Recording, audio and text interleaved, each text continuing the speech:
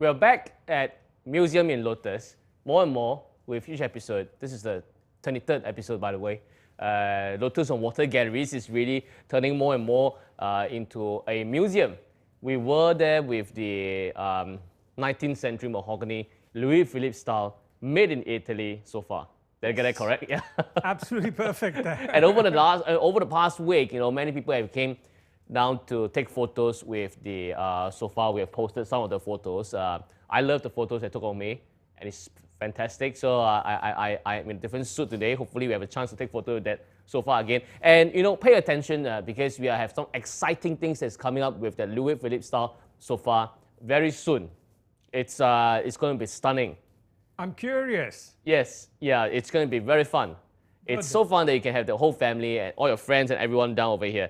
And today we are back in this gallery. We are familiar with the Chengshan, am I right? No, Nannan. No, Chengshan, Lana State. Nana State. Chengshan period. Chengshan period, sorry. Yeah, we are familiar with this Buddha. A lot of you all have come down to gilt gold on it as well, which is fantastic. Beautiful. We were talking that initially we already know that this Buddha bronze over 100 kgs requires at least 4 manpower to lift it. Was in gold originally. Absolutely, was covered it was gilded. In gold. So over time, wear and tear, the gold was not on the Buddha anymore.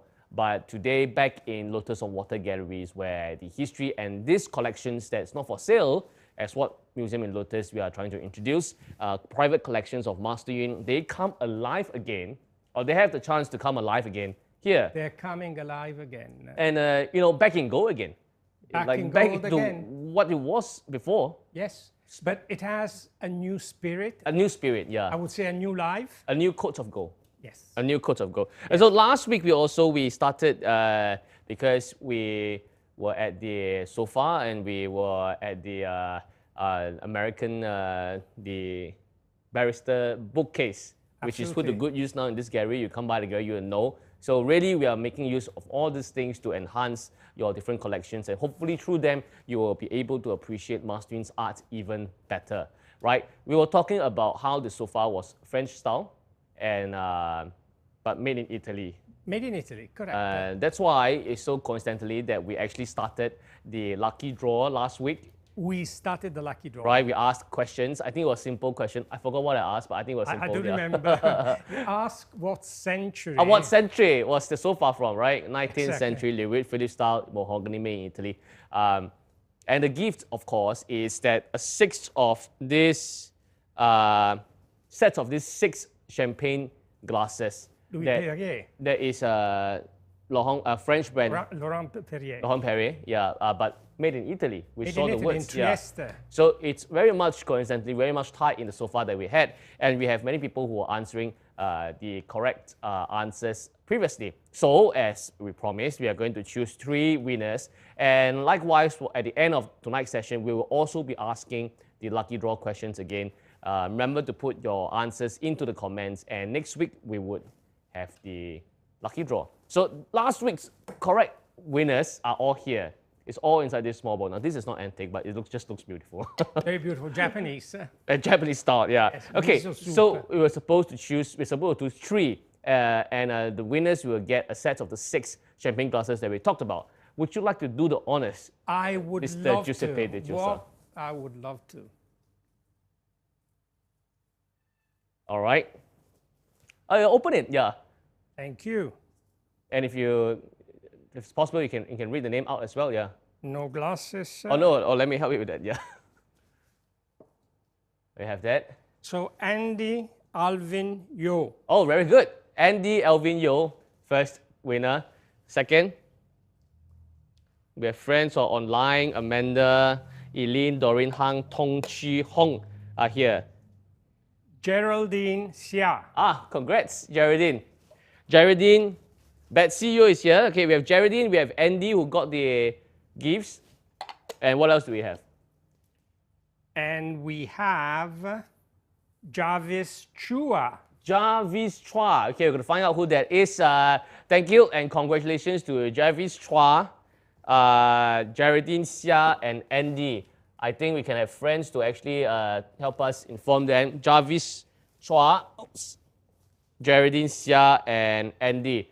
You have just won yourself a set of 6 Laurent-Perrier champagne glasses that's made in Italy, extremely high quality. The ones you're using now, that's the one, a set of 6. Not just 2, a set of 6. All right, congrats Andy, Geraldine Xia, and Jarvis Chua. We have Jewel with us, Cynthia is here as well. Eileen, Jillian is the first to like and share. Thank you very much. Tong Chi Hong, yes, thank you for congratulating Andy, and so on. So remember to like and share. At the end of the session, we're going to ask not too difficult questions, but after this whole session, hopefully you'll gain something out of it, and of course, appreciate Master Yin's art and his philosophy even more through these collections that are not for sale. So today, we are not flying all over the place, because last week we went to Italy, we went to France, we went to America. Today, we are just concentrating at one location. Am I right? Yes. And we are actually concentrating on Burma, Right. a Buddhist country. And you will realize through the objects that we will be presenting that all have a meaning, a Buddhist meaning, and they are extremely beautiful. The materials are also different. But let me start and let me share with you my takings on some of the items. And I would actually like to start, if that is okay with you, Mr. Khan, with this beautiful monastery chest. So today we are going to Burma. We are familiar with that place. We have gone there before. We have gone there before. We have talked about, let's say, the Mandalay Buddha, that's from Burma. Yes. We have talked about there's this bronze thing with the medicine Buddha, that's Burma. Yes. Right. So now we're talking about, we're going to Burma, and everything we talk about Burma today has got to do with Burma Buddhism. Buddhism from Burma. Right. Okay. So the first thing we're going to talk about is this mega chest right in front of us. Mega chest. You can chest. see. Right? So, I mean, even from the screen, you can see that actually it's glittering in gold. We can really see that. It is. Yeah. It is. It is. Right, right. It is. So, okay, what about this chest? First of all, look at the proportion of this chest. It's huge. It's quite big, this I chest. had a difficult time to find where to place it. Yeah. I can imagine. So, I will explain, I will share why I believe that this is a monastery chest. Right. Rather than from any other place. Okay. This, technically speaking, is called sadaik. Sadaik. Correct. This is the technical meaning. And when we look at this, I would believe that this is early 20th century. Okay? Right. What is special about this, as you have mentioned, is the gilding that we see on the 3 sides. Okay. Before we reach this, let's look at the top. Okay. Look at the lid. It can be lifted because on the back there are hinges which will allow the top to lift. This it's a chest. This top can be lifted. Right. Okay. Now, what is it made of? It's definitely made of teak wood. All right. It's very dense. The Burmese teak wood is possibly the best. And not only is teak very dense and very beautiful, the overall chest has been covered by a pigment, and the pigment has a sort of a mud rust color. Yes, it does. Underneath it, we can even see the original black lacquered, because the construction of the lacquer is on multiple layers, and the layers can go up to 14, 15 layers. So after the first layer, then they sort of sandpaper it. And right. After everything is perfectly smooth, then there will be the second layer.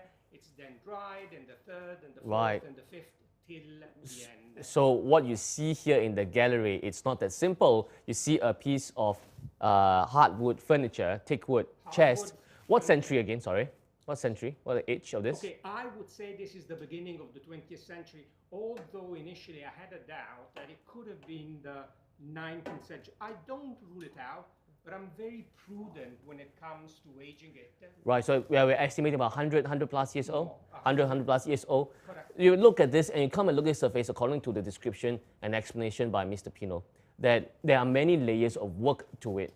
So, I mean, work of art, number one, because even for Master Yin's painting, there are many layers to it. What you see is not simply what you're getting, there's more to it. Am I right? Can I extend the word and say this is the fruit of love? Right. Without this, you would not be able, as I think that Master Yun's painting, these are the fruit of love, his passion. Yes. And I'm sure for each painting and for each stroke, there's a lot of sentiment, there's a lot of emotion that Right. go with it. Right. And I think you described that for each stroke is imbued with the smell of the incense, which Right, yes, we talked about that before. So powerful, Yes, every so single beautiful. stroke, every single layer. And I suppose that if this was done for the monastery, likewise might have happened. So across cultures, across timelines, we are seeing the same thing. This concept about layers and building layers, it's really something. So there we see, yes. And isn't there a common ground between the layers that I've just explained Absolutely. and the layers of Master Yu's Absolutely. work of art? Absolutely. So this is one of the various points. It's not the only one, it's the various points. Now, when you do come, please admire, I admire, the width of each of the blocks of the board of beautiful thick Right. wood. And these on the top, I see three, two equals and one slightly shorter. Now, look at the thickness of the wood. It's just incredible. And then if you look at the shape, it protrudes in excess of Right. the size of the front and the sides. Well, one thing I'm quite sure is that, you know, the sheer, well, we talk about layers. So there's a connection between the layers of this piece of art and Master Yun's art, you see. There's also a connection between, you talk about size, because I just mentioned I had great difficulty to find a place to put this. We are fortunate because the Lotus Auto Galleries, there are 4 galleries. So we did manage to find, and coincidentally, it's been placed in front of the Chengshan Buddha. As you know, if you come here to gild your gold, you would know. And sheer size is also one connection with Master Yun's art, because some people, when they look at his art, and they were thinking, oh my God, such a big piece. Where are you going to place it? Who's going to buy? Etc., etc., etc. But sometimes when artists, they are making something, you know, if it's possible, you make something grand, like going on to the Great Wall of China, like making such a huge chest. Maybe it's a bit in the way, but it's a statement. It's definitely a statement. So whatever you're seeing in this gallery, it's really a statement of our times, a statement of Burmese Buddhism art, and also a statement of Master Yun's art, if you compare it together, right? Am I correct? Yeah. Agreed. Yeah. So Totally it's agreed. stunning. It's really something.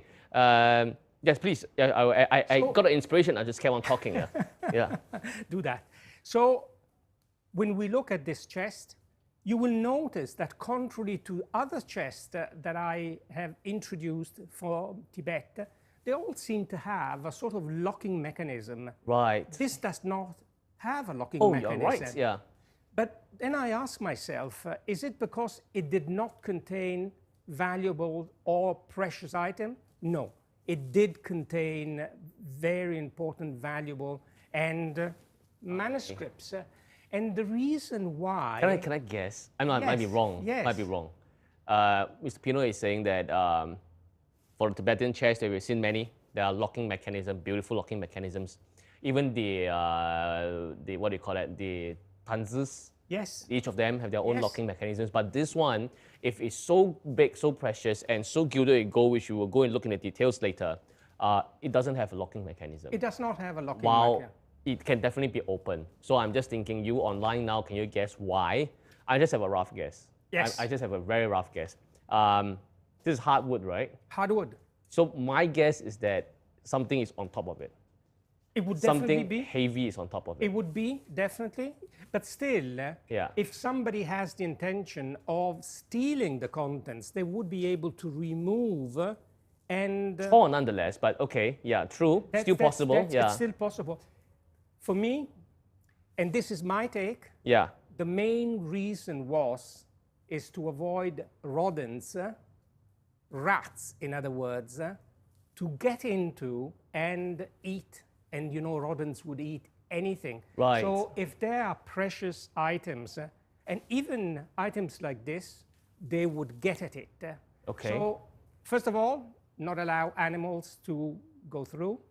Imagine the monastery, the temples, or places of worship in Burma. You would have tiles on top of their roofs, and sometimes the tiles would give way, and water would come through, and that's the reason why you would have this thick sort of lids, and look at the way that the water will just go on the side, and, and it will not enter. So this is one of the reasons. Now, let's go a little bit more in detail. When you look at the depiction, we have the depiction on the front and on the two sides. Right, yes. And when we look at the depiction in the front, unfortunately, because of wear and tear, we can't really understand perfectly what it represents. But let's do some search. And then we see that there's the field. Now, I examined this with the magnifying glass, and I was able to see that on opposite sides, there are two seated Buddha in the lotus position. Right, one here. And one here. And one there. And they're definitely Buddhas because I can see the Ushnisha. Right. And then in the middle, there's an offering container. And I can see that on the offering container, there's a lotus. Right, okay. This looks a bit like the Sunok thing that we talked about, yeah? You're absolutely right. This thing. Absolutely right. See, the more you watch, the more you know, and then you're getting a lot. You're putting all of the pieces together, yeah, okay. So, now when we look at this beautiful field, this has a frame around it. Right. And the frame is monochromatic and has the same color of the earth mud that we have indicated on top. Absolutely. Outside of this monochromatic, we see beautiful foliage and flower decoration, very, very rich. Right. This was all very clearly indicated with a beautiful 24 carats gold. 24 karat gold? Yes. 24 karat gold. Even a chest, a simple chest, apparently simple chest. Here, it's not that simple after all. No, it's not that simple. No, it's not. All right.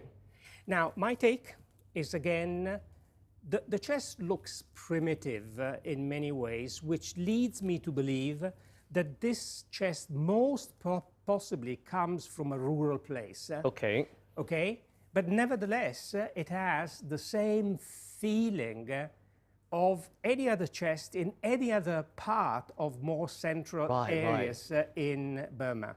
When we look at the side, we see the same concept, and that is we see a central field, and when I look at the central field, we'd see another container, and then we would see a similar rectangular frame, a monochromatic one, and all around foliage and... repeats itself, yeah. It would repeat itself. It will repeat itself.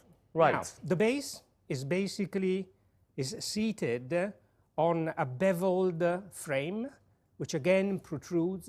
And the reason why it protrudes, it's what I just mentioned earlier. Again, imagine rain falling down.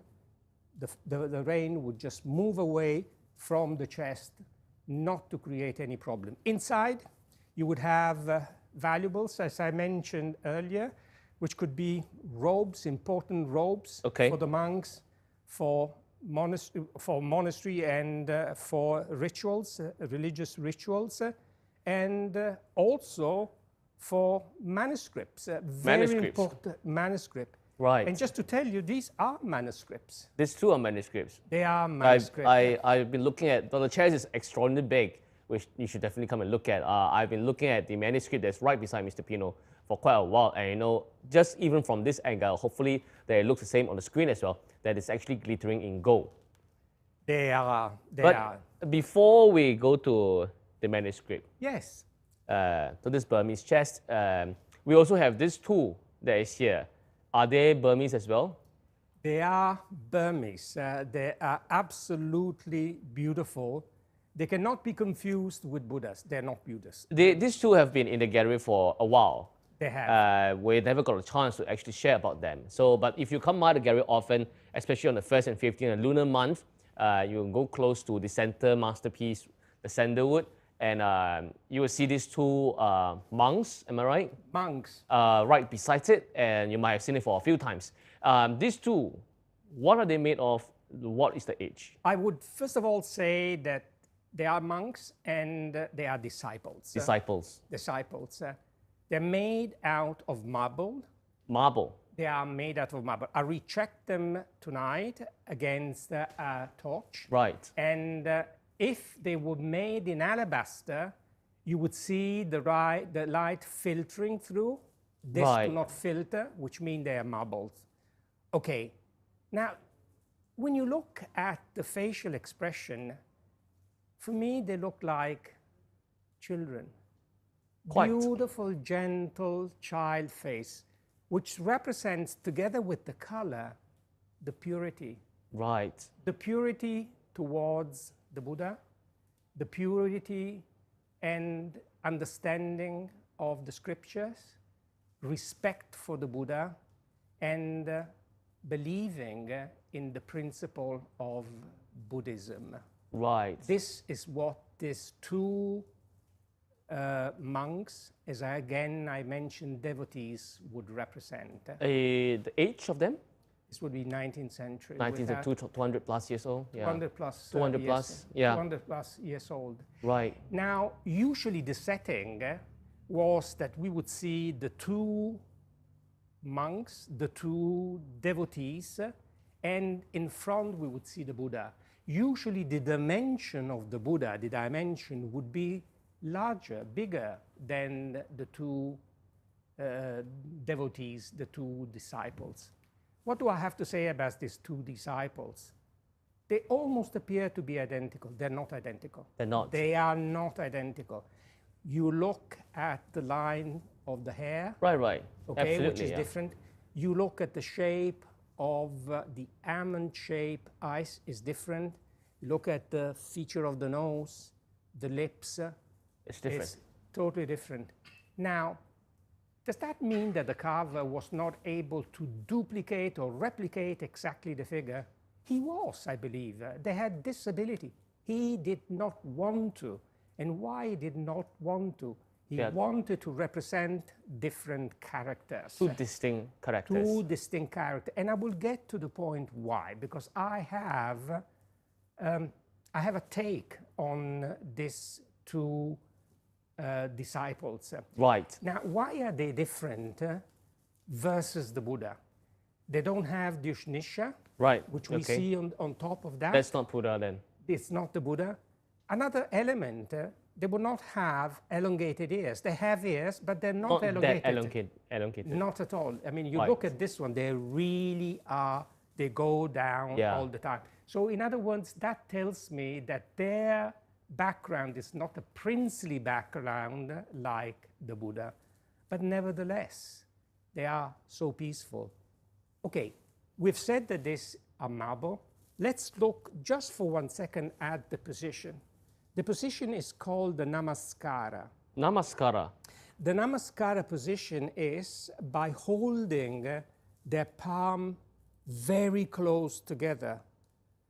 And when we do this, it's in sign of devotion, as I mentioned before, sign of respect, in sign of following and wanting to follow the principle of the Buddhism scriptures. Right. And this is exactly what they represent. Now, if they're not twins, as I believe they are not twins, and they show different characters, what could they be? Now, let's go back to the iconography of the Buddhist disciples. The most important disciples were actually two. And one was called Sariputta, and the other one is called Moggallana. For me, even if in the iconography they would be different, my take is that these are the two.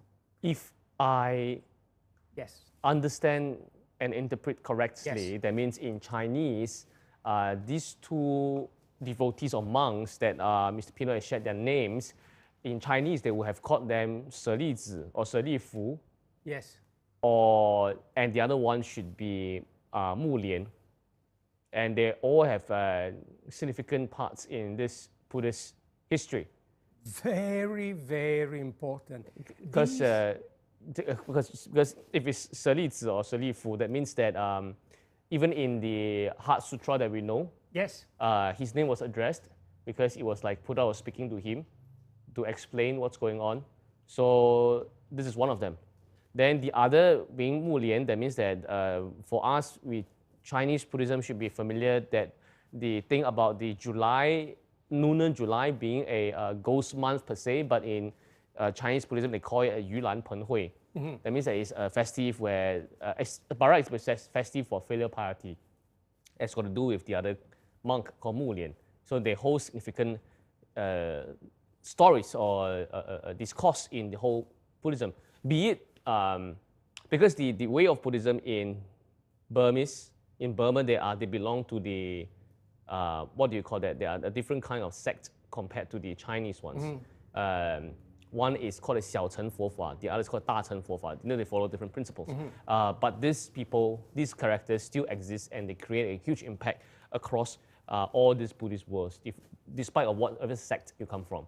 Am I right? Yes. Yes. I think you are right. Right. And listening at the names in Chinese, I could refer the second name as Mugalama. Right. I'm not 100% sure. Probably, yeah. So what is so special about these two?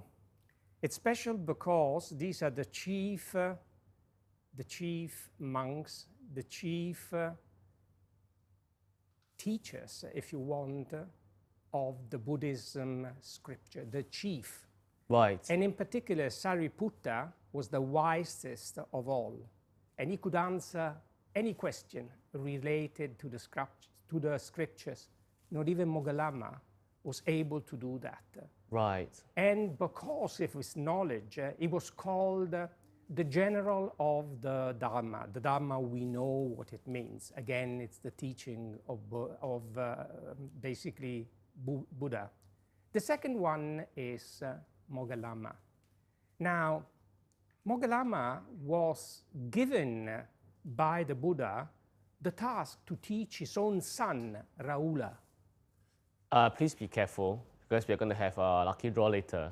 All this talk about Moggallama and the other one is? Sariputta. Sariputta. It might, I'm not saying it's confirmed, it might just be in the question. Even I'm having a hard time to pronounce because I've been pronouncing the Chinese way all along. Okay, yeah, so about this Moggallama and his son. Yeah. Yes. You were saying? So the son of Buddha, Rahula, was taught by one of them, and the one who taught him was Moggallama. So he was right, his teaching were exceptional, but he was not as wise as the Sariputta. But besides being special for the fact that he has taught the son of Buddha, there was something very, very peculiar to him. He had psychic powers. Moggallama? Moggallama. And therefore, he used his powers to help people. Again, in Buddhism is about suffering, how to overcome the suffering, and definitely he was the one who provided the possible explanation and his psychic influence to reduce, eliminate the suffering where possible. So it's really, really special. I see. Then I should actually place them in a higher position then. Because I've always been placing it on the floor, actually. Yeah. Can I say we all evolve as we become more knowledgeable? Right. Now, you imagine the setting. As I mentioned earlier, we would see the Buddha, and we would see the two important disciples sitting in front of him. And when I went to Burma many, many years ago, I think over 20 years ago, in some of the monastery temples or places of worship, I used to see this setting. And let me tell you, in my eyes and in my memory, I could relate to the devotion of the Buddhist people in their reverence and their prayers. Right. Absolutely amazing, absolutely touching. Now, I go back because this is a question I've been having since I've been studying them. Why are so identical? And is it possible that they are the Suripata, Saripata, and Moggallama? And I think I am on the right path in saying that because you won't believe it. The families of these two monks were very close to each other. It's even mentioned that they were born on the same day. They went through the same studies, and they actually passed away in the same period. There's so many analogies, and being the most important and influential teacher of Buddhism. So there's so many similarities amongst them. Well, and even the fact that they look absolutely similar, it doesn't mean they are identical. Right. I noticed that, yes, marble, but it used to be gold as well. Am I right? Yeah. I mean, if we see here, we have traces of this beautiful lacquer underneath, and on top of the lacquer, we would actually see the 24-karat gold. We see it on the robe. Right. And look at the folds of the robe, how masterly these have been made. Well, we even see that on the facial features. I mean, if you come by and see, you can definitely see. So what we see now, it's white marble. Yes. But 200 years ago, this was with full gold, you know, Full and gold. A bit of red pigment here and there. But it's full gold, which shares a lot of similarities with what we've been talking all about, even with the chest. Yes. As well, and with Master Yin's art, the fascination with gold. It's all here, yeah. Now, because of the passage of time, unfortunately, the gold, the gilding has worn off. Right. But look at the oxidation of the marble. Now, you cannot have a marble that has oxidized to this extent, which has become shiny. Yes. And so this is really something that I can easily date to the 19th century.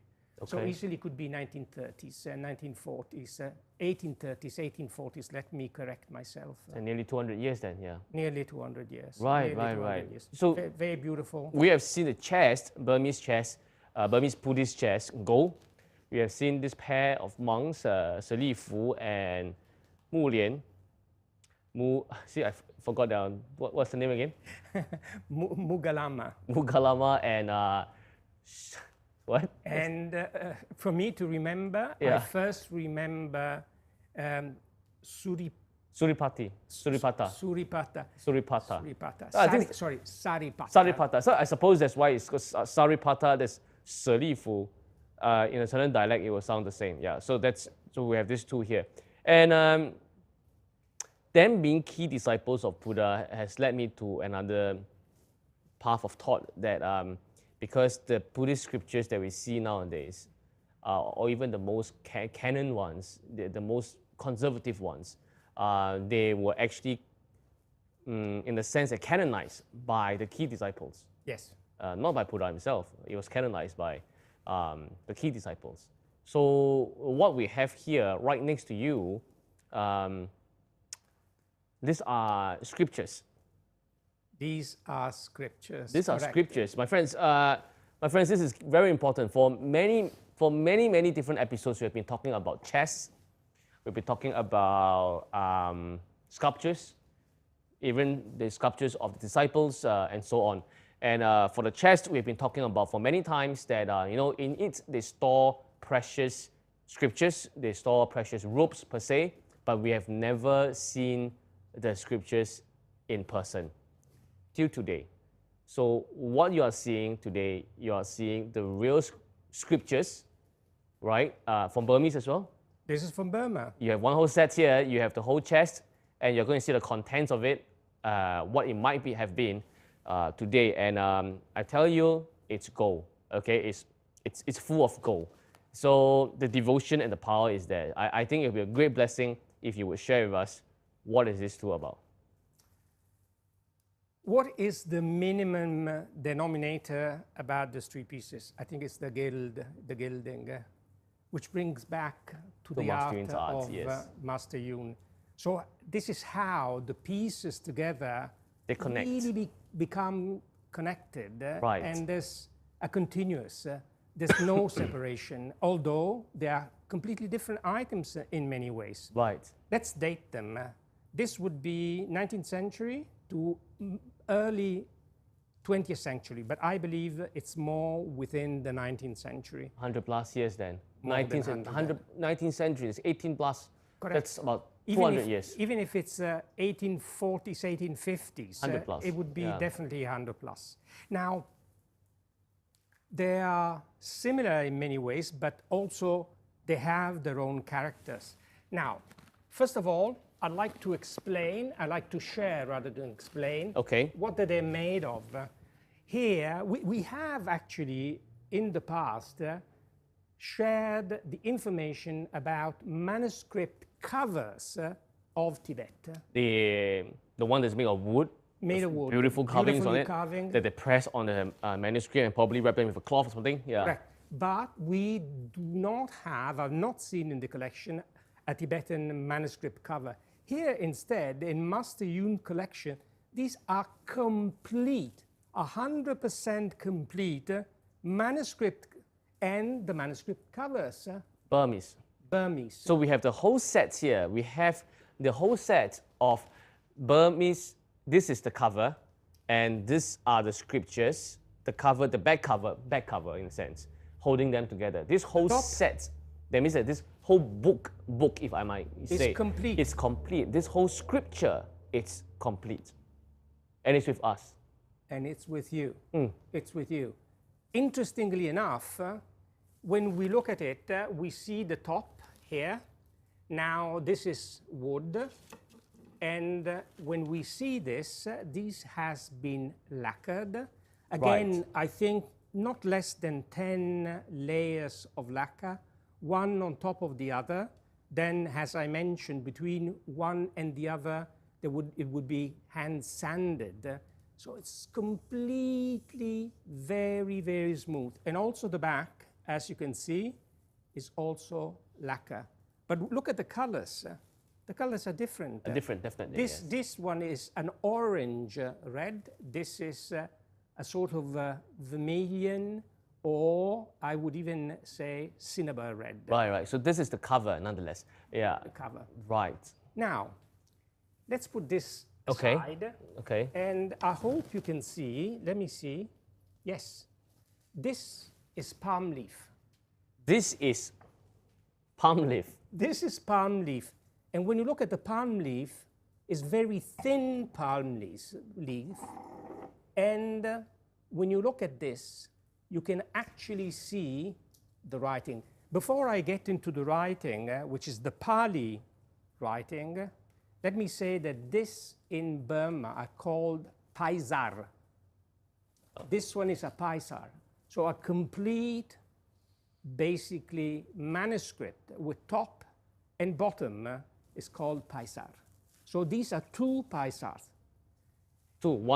One and the second one, and they're totally different, and I will get into the second one after I've shared with you some information. In particular, this one is the tallest of the two. Yes. And if you look, it might contain, in my modest opinion, not less than 450 pages. This is Pali writing. When you look at it with the magnifying lens, you would see the precision. You would see the steady hand. You would be able to see how the words, one after the other, have been beautifully created. We can see there are inscriptions very neatly from here to here, and then you have something else that's over here, probably the title, beautiful calligraphy, Pali script, a Pali text. This is a Pali text. In my opinion, this should be Pali canon. And the Pali canon is called Tripitaka. Right. And it's also with reference Suvadatera, sorry, this is a complicated word. Let me repeat it more correctly. Vadateradana. Okay, that's.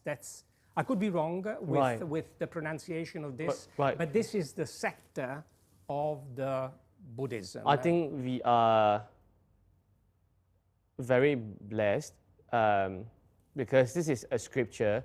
If it's the Pali Canon, that means that it's the text that was, if I'm right, it was canonized 30 years after Buddha passed on.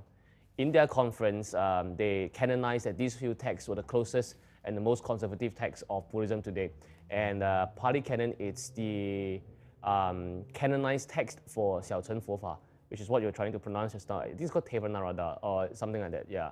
That they're still prescribed today. If I read correctly, there are a few things that these canons would say, the principles and the teachings of Buddha, all the way to how monks and nuns should behave.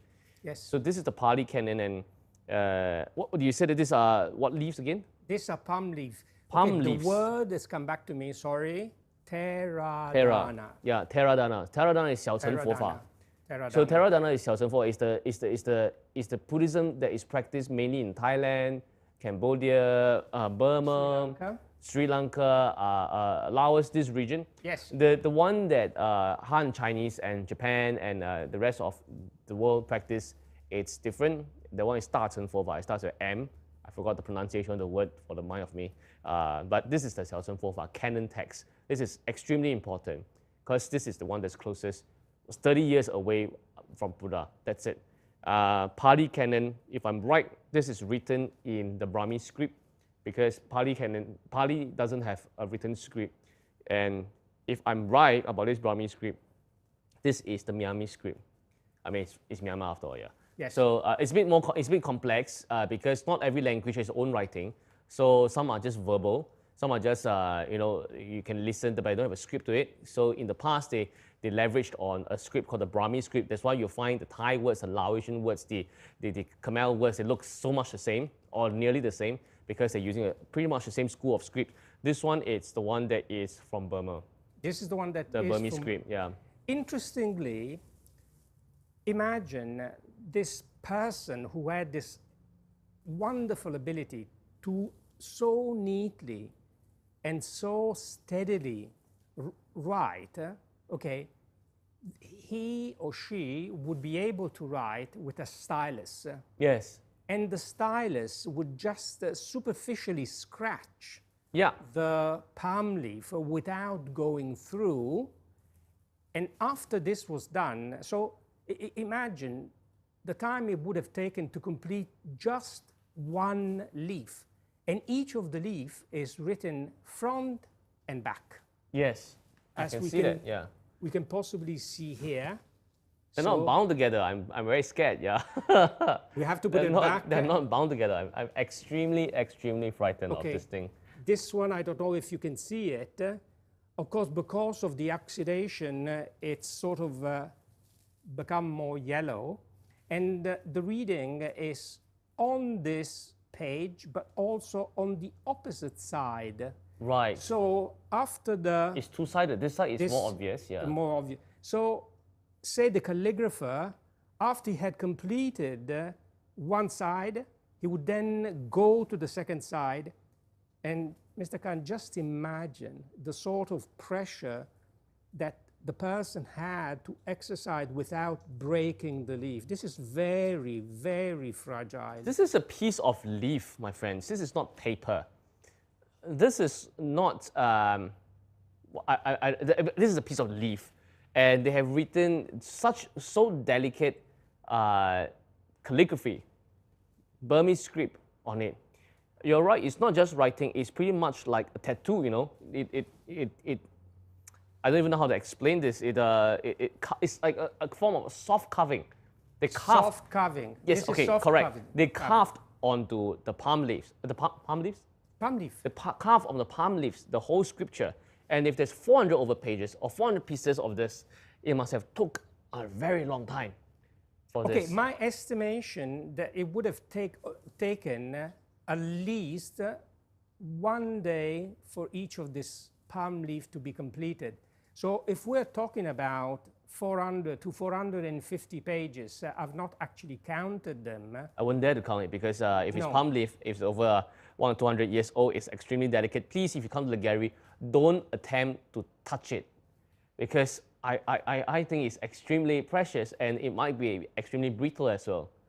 Not only, but you see, as you can possibly have seen, and maybe we go just back for 1 second, why are these bound with a green thread? It's because these are sections. It's a chapter. So yeah. it's a chapter. It's a chapter. That's the best word. Yeah. It's a chapter. So after they had read this, they would have put in back the thread. So when you go through, you will see that from time to time, from places to places, we have this Different chapters to it. green threads. Right, we saw the We have these green threads. And how amazing they are. So as you fold one page, then you read the back of the page. Right. And so on and so forth. So if they are 400 to 450 pages over a year, how are these placed together? They're placed together by virtue of two perfect holes You see the holes here. in the middle. Now, this is another technique which requires extreme precision because when all of the leaves are together with the tops, they all need to fall precisely in line. As you can possibly see, and I hope you can see it, the edges all around are 24 carats gilded. The edges of the leaves are all this. You can see these are all. It's even reflective of my hand. You can see that it's gold. It's gold. Stunning. And again, you see this red band, which I just mentioned. Look at the difference and how beautiful all of this is. In perfect condition, immaculate condition. And if we just move maybe a little bit more, let me see if I do it. Scary. Okay, can you see this particular manuscript has what we call the wooden pins. Here. So the wooden pins would keep the same, keep the overall leaves together. And it goes all the way to the end? How does it go? Yes. Yeah. Oh, okay. And sometimes you have sections. But again, Right. the overall is to make sure that the cover covers perfectly all of the leaves. And everything is perfectly in line. So this, we sometimes... If I take another section, we can see the pins Yes, we can more see the pins. obviously. Right. Okay. Now I have to put them back, yeah. So, you know, many times we've sort of mentioned about the obsession of the Japanese, and I totally concur. But this is the work of another art, level, yeah. of love. What I mentioned earlier is the work of love, precisely and very meticulously completed. So this is one. This is one, and I'd like to just jump to the second one. All right. Okay. So, museum piece, I would think so. It's definitely a museum piece. It's a piece of great blessing. I'm definitely gonna keep this in the gallery for a while. And you know, we talked about the American barrister bookshelf. Yes. Last week, which if you come by the gallery, you will realize that your Heart Sutra Seals album, as I promised, are well kept inside the cabinet, and I love it. I understand why it's such a great invention. I'm talking about this. Anyway, this is yours. Oh, fantastic. Austin translated your name. Thank you so much. Thank you so much. Your Chinese name is now Qiu Si Bei De Sha San. Any meaning? Why? Giuseppe de Giosa. Oh yeah, now I get it. Yeah, I'm translating like the monk's name, you know. Yeah, all this Martin wrote this for Mr. Pino. This is his name. Qiu Si Bei Giuseppe de Sha San Giosa. Yeah. Okay. Thank you so much. Okay. All these albums are kept inside the bookshelf. In this gallery, you come by and see. And we're going to go into the other scriptures, but for sure I'll be keeping these scriptures as if they are like manuscript covers. I'll be pressing it on top of the Heart Sutra emblems because I think it would really bring extra blessing. I am taking the Pali canons that is from Burmese, 200 years, about 200 years old, that is or from palm leaves. And if you saw me just now, I keep on smelling it. Yeah. Because it has the scent. Do you realize it has the fragrance? It has fragrance. Oh, you know, it has the fragrance. These Pali canons are Brahmi script. This word of art, it has fragrance in it. So I'm keeping it inside a shelf to press on your Heart Sutra Seals emblem before you take it back home. Fantastic. I'm going to give it to you later, yeah. Fantastic. Right. Well, this is very exciting because, you know, I'm a man of literature, so I love the scriptures and all this stuff. So what about this that we have here? This is the second one. It's not as tall as the previous one, which means that in spite of the fact that it has the same kind of leaves, okay? Right. Okay, let's first touch on the cover. Right, this is Now, the cover again. We have we have two covers. Two covers. Yeah. If you look at the two covers, they're different in terms of the carving on the wood. Right. Okay, the base, it's plain. Yep. 24 carats gold. Goodness. The upper part, the cover on the upper part, basically has two central, I would say, round details. Right, here, these two. And from those details, we see the thread going through and keeping together the base, the leaves. This whole and thread the top. Yes, binds it together.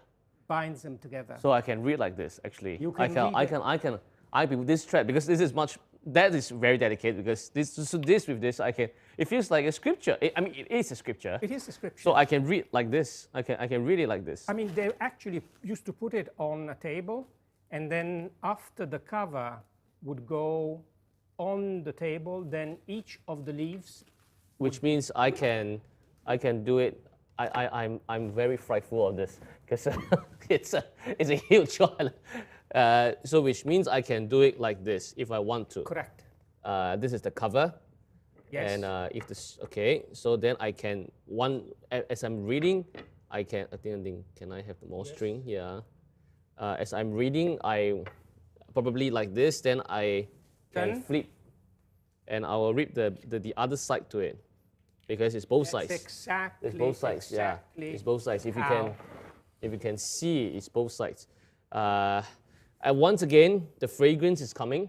Yes. There's the palm leaf fragrance, but it's extremely, extremely delicate. I think it's going to be a great blessing to us, you know. As I said, I'm going to put this on top of the Heart Sutra seals. The Heart Sutra seals albums, they are also sutras. Yes. They are also canons. Yes. It's definitely a canon, and these are canons. So I'm just putting these two together to enhance the blessing and all. So you might not be able to see the text up close, but it's stunning. The fragrance, it's amazing. I'm very excited about this. Who owned this one? It's very special. As I mentioned, this is definitely, in my opinion, a museum piece. Right. And I believe it's been hardly used, this one here, whilst this one appears to be more used. This one? Yes.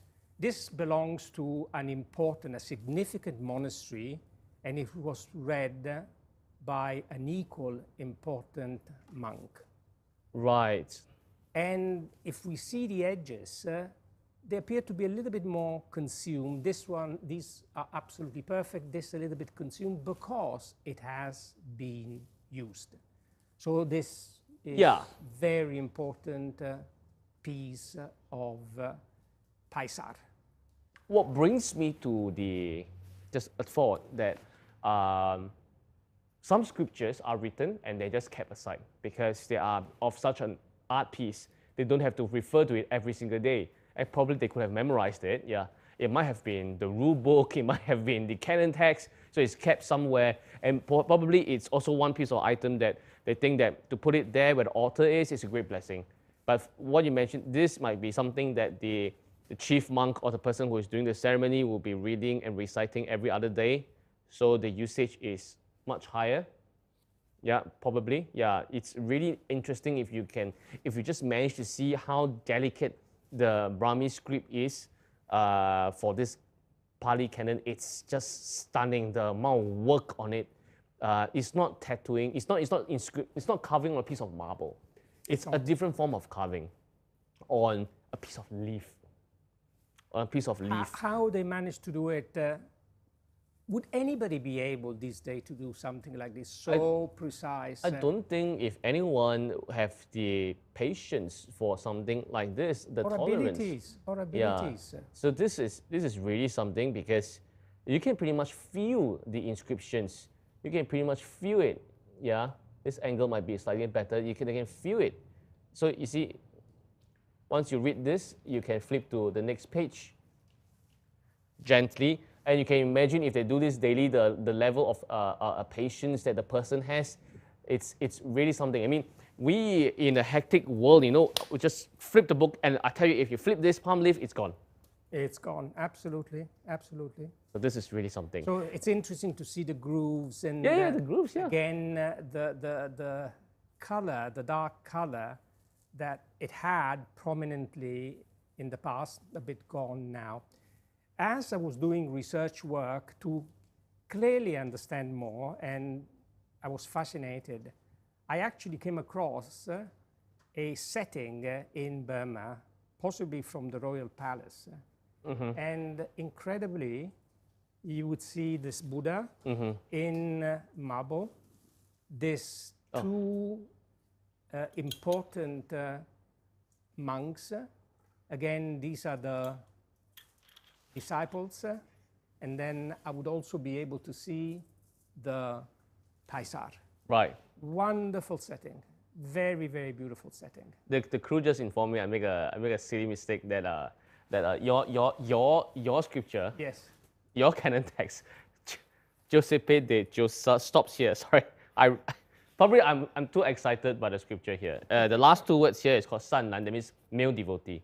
Okay. So your name, sorry, your Chinese name stops here. Okay. What an embarrassing way to firstly introduce your Chinese name. It's called Qiu Si Bei. Qiu Si Bei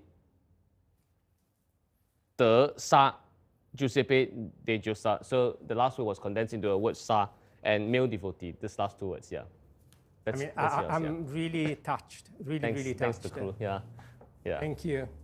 You see, my Chinese is not the best Chinese after all. No, you talk about the canon text, you talk about the scriptures, and it's coincidental. I'm not sure whether a lot of things are coincidental, but it seems like so, that we have this Heart Sutra thing going on, which everyone knows, that it's also definitely a canon, it's definitely a scripture, and we are putting it together. And one thing about canonized text is that there are literature flying all over the place. There are a lot of scriptures going on all around the place. But when a culture determines that it's a canon, that means that this is something that will determine how their descendants and generations should and would perform. It's the part of their living spirit, right? So Chinese, this is Buddhist canons. The Heart Sutra is a Buddhist canon. The Pali is a Pali canon. Chinese, we have our own canons as well. In terms of fengshui, we have, in terms of Confucius, we have one of the main canons is what we call the Book of Changes. In Chinese, it's called the I Ching, where, if you talk about anything feng shui, you want to understand Master Yun's painting, Master Yun's arts, if you understand a bit more about the Book of Changes, I Ching, and his ideas, you might be able to understand more. In fact, some of the paintings that Master Yun did that were exhibited on the Great Wall of China took direct inspiration from the Book of Changes. And it is a great time to also show or share again this award, that because of Master Yun's understanding and promoting of canons of Chinese culture, that in 2020 he was awarded this award that's called 易经绝学金牌大师奖. That means that Book of Changes, or the I Ching, this canon text, he is a Grandmaster Award. That's a terrible translation, and this is the award in 2020. 易经绝学金牌大师. 大师 that means Grandmaster. 金牌 that means you're like awesome at it. 易经绝学 that means the mystic arts, or the most reverent art of the Book of Changes or I Ching. So it's back to the canons and stuff. So I find it wonderful that this canoning the cannons, these Pali cannons, found its way to the Lotus galleries, because it is really where all these canonized items, be it the chest, be it the monks, be it this gold gilded Buddha, they should be. And this is where these important artifacts are gathering. That's why Master Yin is recognized as the Grand Master of all these canons. It all connects, yeah. Compliment it all connects. In a museum to see museum pieces and to see this wonderful art by Master Yun. It definitely connects. It definitely connects. So come by the gallery. As I mentioned, we will be putting these canons on top of the Heart Sutra seals emblems, which is, I hope it adds on to the sense for sure. I hope it adds on to the blessing, which is great. And take photos with the Louis Philippe style. So far, it's amazing. We're going to have exciting activities about it. We're going to share this. Continue to come to the gallery to gild the gold on this Chengshan period Buddha. I mean, it looks amazing on camera. Look, it's stunning. It's just glittering and reflecting so much light, right? So this is the thing. Now we have to ask a question. Would you like to ask would you like the question to be simple, medium, or medium rare? You asked me. Yeah. I would say medium, not easy, medium, and not difficult. That's medium then. That's medium. That's not medium rare, that's medium, yeah. Medium. Right, yeah. So we're definitely gonna ask the question again, and once again, if you answer it correctly, please put your answers into the comments, and the correct ones we will choose the lucky winner next week, Tuesday, 7:30, Museum in Lotus. A set of 6 of this amazing laurent-perrier glasses. Apparently, if you drink from these glasses, you can't get drunk. That's what they say. No, that's what I'm telling myself, yeah. So, right, what is our question today? I think there is a Mr. Giuseppe de Chiosa or Mr. Chiu Shibei De Sha. Thanks, no son, right? Yeah, okay, thanks for informing, yeah. I wonder how they knew, yeah, so they are listening, yeah. Was mentioning there's a common denominator with these 3 items today. The 2 monks, the scriptures, and the gigantic chest, which is reflecting gold in the camera as well. There's a common denominator. We know for sure that they are all from this particular region, this particular place, right? So the question, simple for some, more difficult for others, where were the 3 of them from? Yes. Simple? Yeah. I think, I mean, if somebody has been able to follow the entire episode, it would not be too difficult. Right. Not too difficult, but yet. Yes. So common denominator between these 3 is a place very near to Singapore that has great reverence for Buddhism. Somehow, even across cultures, across times, there are fascination with using gold to gild their Buddhist-related items. It's stunning. Even on the scriptures, they must have gold. That is really something that's stunning to me. I mean, you can don't have gold in your scriptures, but they purposely, and they did it all around all the corners. That is really something. The reverence for Buddhism, how they use gold to actually represent that respect, it's really something. So the question is that these 3 items, these 3 sets of artifacts has a common denominator. I'm asking about where they are from. Okay, which region they are from. You can go by the old name, you can go by the new name, I don't care. It has 2 names, right? Yeah. It has 2 names. It has 2 names, yeah.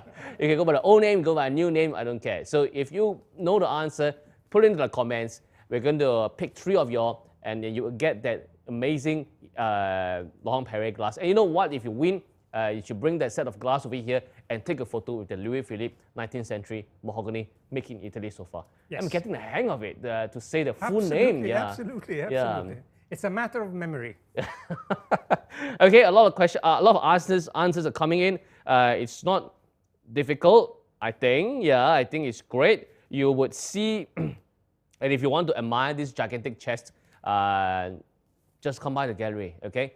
It will be placed right in front of this gold-gilded Buddha for you to actually come down and go look close to the details, and you will see and discover what I have discovered today. Very good.